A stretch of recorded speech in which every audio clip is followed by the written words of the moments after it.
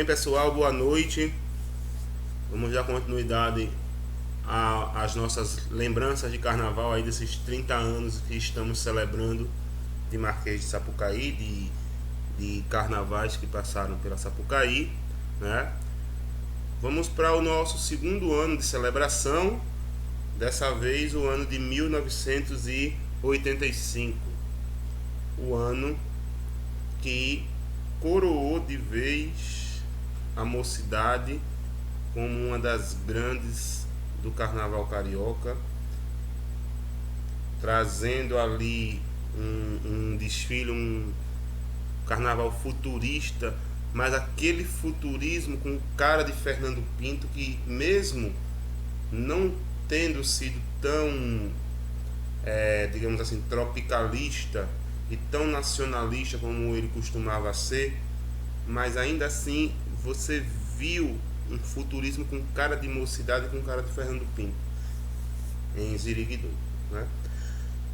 Mas a gente vai falar da mocidade com mais calma quando chegar, porque 85 é um ano muito complicado. Eu acho que é um dos anos que mais se tem problemas com relação aos desfiles. Primeiro, a gente já tem a criação da Liga, da Liesa, né? Aí surge aquele racha lá com a Associação das Escolas do Rio, que existia, e a Associação das Escolas agora passa a ser o grupo de acesso. Então, quem perdia o carnaval, quem ficava nas últimas posições do carnaval da Liesa, descia para desfilar na associação, que depois passou a ser o grupo de acesso, né? Isso deu muito bafafá, muito pano pra manga, muita conversa, essa liga não vai dar certo, vai ter roubalheira, tarará. A verdade é que uma coisa é certa nesse país: onde existe dinheiro, onde esse dinheiro é investido, a coisa tende a dar certo. Com todos os problemas, com todas as falcatruas, com todas as viradas de mesa que a gente conhece até hoje, é também inegável que a Liesa impulsionou e fez o carnaval carioca evoluir, né? A gente tem que dar os créditos também a quem merece. Tem erro, tem roubalheira, tem título contestado, gente da contravenção, tem tudo isso que a gente conhece. Mas o carnaval hoje é o que é, muito também pelos esforços da Liesa. A gente não pode negar isso. Mas vamos para a pista, que é o que interessa a gente. Vamos para Sapucaí, né? Que é o que interessa a gente. 1985, 16 escolas desfilando, né? 8 no domingo, 8 na segunda. Para mim é um número ótimo de escolas. Por mim, até hoje teríamos 16. Eu acho tão bonita aquela coisa do sol chegando e trazendo com ele mais uma ou duas escolas. Enfim, 85 teve sol até de sobra, mas a gente vai chegar lá. O primeiro dia até que foi tranquilo. Não teve muitos problemas. Tivemos algumas decepções, mas problemas de verdade não teve nenhum, ninguém pode apontar nenhum problema. Atrasinhos corriqueiros,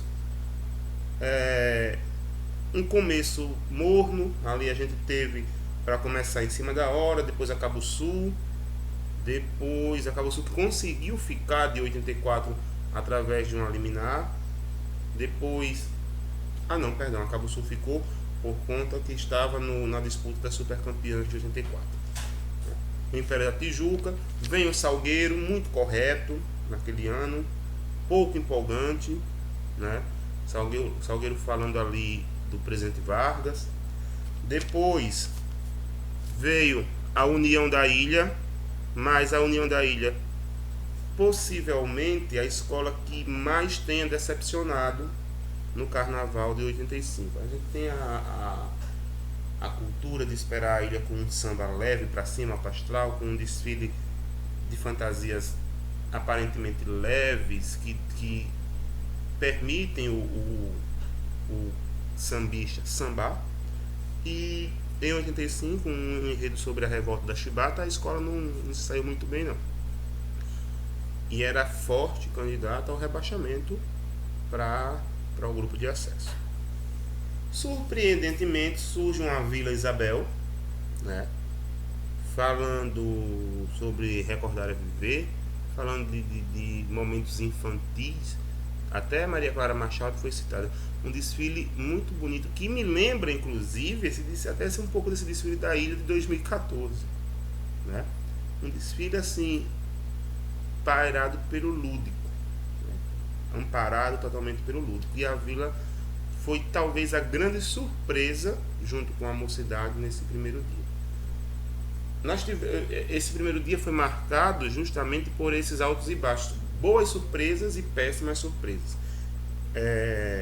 Eu creio que das grandes ali, o Salgueiro ficou naquela coisa morna, a Ilha decepcionou, a Vila surpreendeu, e outras duas escolas que fecharam a noite, Mangueira e Mocidade. Uma surpreendeu e a outra decepcionou. A decepção fica por conta da Mangueira. A Mangueira, que vinha de um campeonato, de um super campeonato, eu acho que aquilo pesou muito e o ego da escola cresceu demais, ela se inflou demais, se inchou demais, mais de 5 mil componentes na avenida, o desfile foi desastroso. Eu acho que a Chiquinha Gonzaga não... E outra, é um enredo, Chiquinha Gonzaga era um enredo que tinha muito a cara de Mangueira, porque a Mangueira sabe trabalhar esses personagens assim, da música, da literatura. Os títulos da Mangueira, em sua maioria, são de homenagens a personagens assim da nossa cultura, né? Monteiro Lobato, Carlos Drummond, Braguinha, Chico Buarque. E não foi um desfile legal. Um outro fato negativo para Mangueira nesse ano foi a então primeira e única vez que o Jamelão não puxou o desfile da escola, né? O Jamelão tinha uns shows para fazer, eu não me lembro agora para o país, e ele tinha uns shows para fazer e o voo dele atrasou no dia do desfile da Mangueira e ele não conseguiu chegar a tempo, né?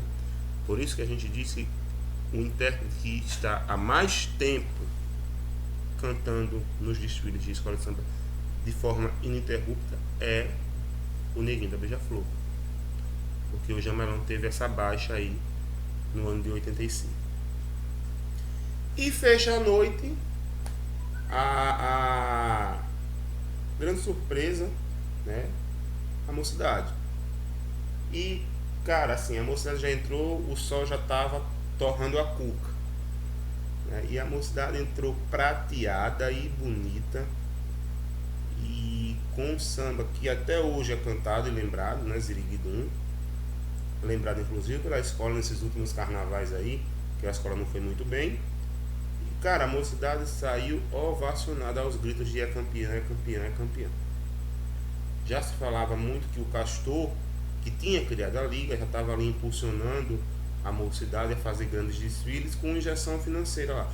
Se era, se não era, o que importa é que a Mocidade rasgou o chão.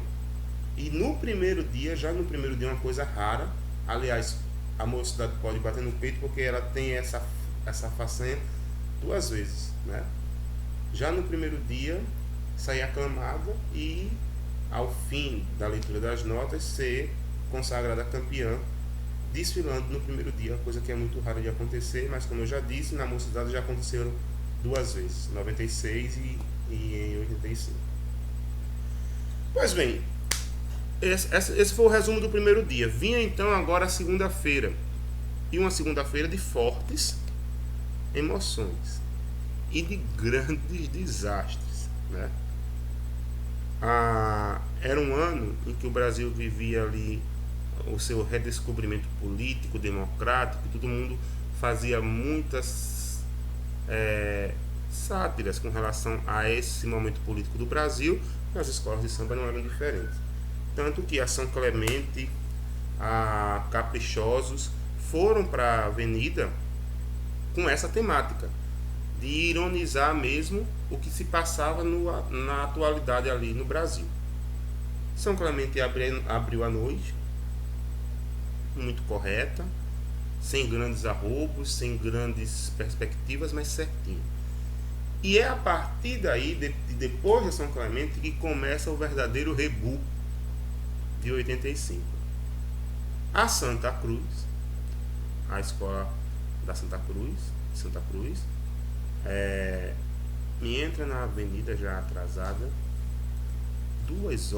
mais de 2 horas de atraso, porque 2 dos seus carros colidiram entre si e um outro carro ainda me bate no abre-alas da Estácio. Olha o tamanho da confusão. Perdão, no abre-alas do Império, no abre-alas da Estácio. Aí a confusão foi tomada ali. O que é que vai acontecer? Quem vai passar? Quem não vai passar? Como é que a Santa Cruz vai entrar com 3 carros danificados? E foi aquele maior auê. Chegou-se a cogitar a hipótese da Estácio desfilar à frente, trocar a posição de desfile, mas a Estácio não aceitou, não quis, e depois de quase 3 horas de atraso, a Santa Cruz desfila, e para variar, um desfile muito ruim. Então foi um tempo gasto, que daria para ter passado ali pelo menos 2 escolas. Foi muito por pouco, porque a Santa Cruz não teve nada demais, foi talvez um dos piores desfiles juntamente com o daí. Vem a Estácio, que também passa sem muitos problemas, só com a avaria ali da batida do carro, nada mais. E em seguida viria a Imperatriz. E me acontece um problema grave na Imperatriz, que o carro abre-alas quebrou ainda na concentração, na hora de fazer a curva ali, quebra-me o carro da Imperatriz, e quebrou de uma forma tão surpreendente, de tal forma que não se mexia. Ninguém tirava o carro nem para frente, nem para trás, nem para um lado, nem para o outro. O enredo sobre a Dolan, a cidade mistério, mas o carro ficou ali empacado, a escola não entrava, ninguém conseguia tirar o carro, e mais uma vez foi sugerido que se trocasse, se fizesse a inversão das posições, e dessa vez o Império Serrano aceitou fazer essa modificação e desfilou à frente da Imperatriz. Passou bem, passou tranquilo, fez um bom enredo sobre cerveja, né? E terminou o seu desfile no tempo certo, ideal. E aí seria a vez da Imperatriz desfilar. E pasmem vocês, o problema do carro ainda não tinha sido resolvido. Ou seja, o que fazer? Não tinha outra solução. Vamos desfilar com o carro quebrado. O desfile da Imperatriz passa pela Sapucaí, com o carro abre-alas sendo arrastado pelo guincho. A sorte da escola foi que a escola estava, apesar de alguns problemas financeiros, a escola estava compacta, tinha um samba interessante e passou legal.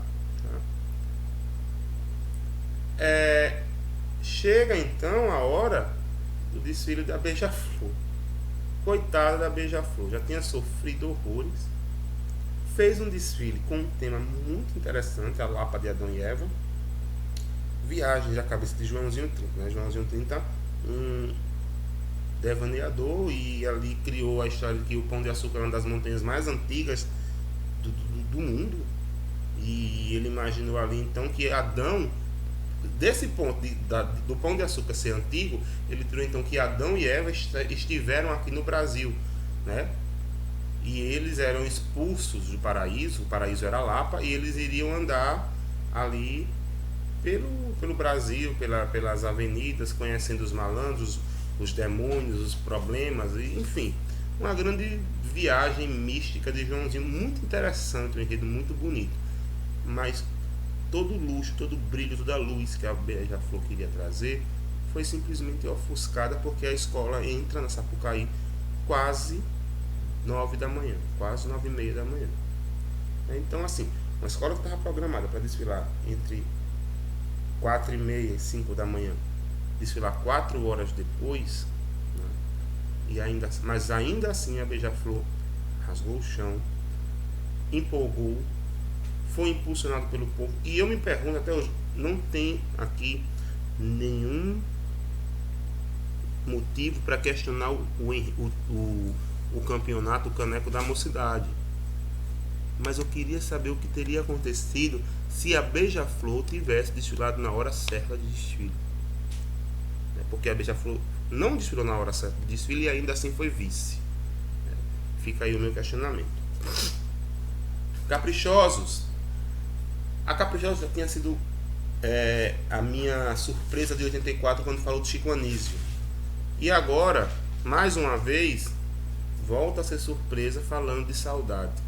O samba caiu no gosto do povo, todo mundo adorou o desfile. Foi um desfile alegre pra cima e, diferentemente da Beija-Flor e da Portela, que viria depois da Caprichosa, esse desfile da Caprichosa pode-se dizer que foi sim abençoado pela luz do sol, porque ficou muito mais gostoso ver aquele desfile da Caprichosa às 11 da manhã. Foi muito legal. Tá, claro que o componente não estava pensando nisso. Coitado do componente, desfilar cheio de pluma, de pena, de paetê, com um sol de 11 horas, não dá certo. Mas a Caprichosa, mais uma vez, convenceu através da irreverência. Foi muito bacana o desfile da Caprichosa. Tão bacana até, eu posso até dizer que a gente tem um grupo lá no nosso Facebook que a gente faz algumas disputas de desfiles de todas as épocas. Esse desfile da Caprichosos, em desfiles de todas as épocas, hein? Da década de 70, 80, 90, 2000, desfiles muito ricos. Esse desfile da Caprichosos chegou entre os 4 primeiros num campeonato que nós fizemos de grandes desfiles lá nesse grupo do Facebook, na SDE, todos nós conhecemos. Enfim, vai se encerrar a segunda noite de carnaval. Portela. Era a estreia do Lousada, né? Chega o Lousada como carnavalesco. A Portela entra 12h30 na Sapucaí, né? Assim, a escola foi muito bem. Tinha os problemas internos que já começaram a acontecer em 84, os rachas. Mesmo assim, a escola conseguiu, né, fazer uma argamassa ali, tapar as rachaduras e passou legal. Claro, você está programado para desfilar 6 da manhã, vai desfilar 12h30. É claro que o componente já não está com o mesmo pico. Só a espera de mais de 6 horas, isso já desgasta qualquer pessoa que já passou uma noite inteira acordada, né? Então a Portela teve essa avaria aí, mas fez um bom desfile. Encerrados os desfiles, vem a apuração. Aí já vem outras confusões na apuração, né? Me lembro que Portela, a própria ilha, acho que o Império Serrano também teve uma outra escola que agora não me vem à mente. Acho que parece que essas eram 4 escolas, mas eu só me lembro agora da Portela, da ilha e do Império. Iam entrar com menos 10 pontos de punição por questões de cronometragem e por questões de tempo, aquelas regrazinhas que se lê antes de apuração das notas, né? As obrigatoriedades da escola. Só que do nada assim as escolas foram beneficiadas lá, entraram o departamento jurídico das escolas entraram em ação e nenhuma perderam os pontos. Por isso, inclusive, que a Portela voltou em 4º, o Império também teve uma boa colocação e a ilha não foi rebaixada. Porque se ficasse aquela punição, o resultado seria outro. Acho que foi a Caprichosos também que perderia 10 pontos e não perdeu. E outra escola foi a Cabo Sul, que não desceu, né? Conseguiu na justiça o direito de permanecer. E 85 terminou aí com as mesmas 16 escolas, não se mexe nada, né? E vamos para 86, falar de 86, para saber o que foi que aconteceu depois desse auê todo que foi em 85, né? Mas foi um ano que a gente tem que marcar, registrar aí 2 escolas. Mocidade, pelo talentosíssimo desfile, e Caprichosos de Pilares, porque mais uma vez, dentre aquelas grandes endinheiradas, a Caprichosos, com a sua irreverência de sempre, conseguiu se sobressair e terminar num quinto lugar interessante, né? Então é isso aí, 85, a gente fecha por aqui, até a próxima, valeu.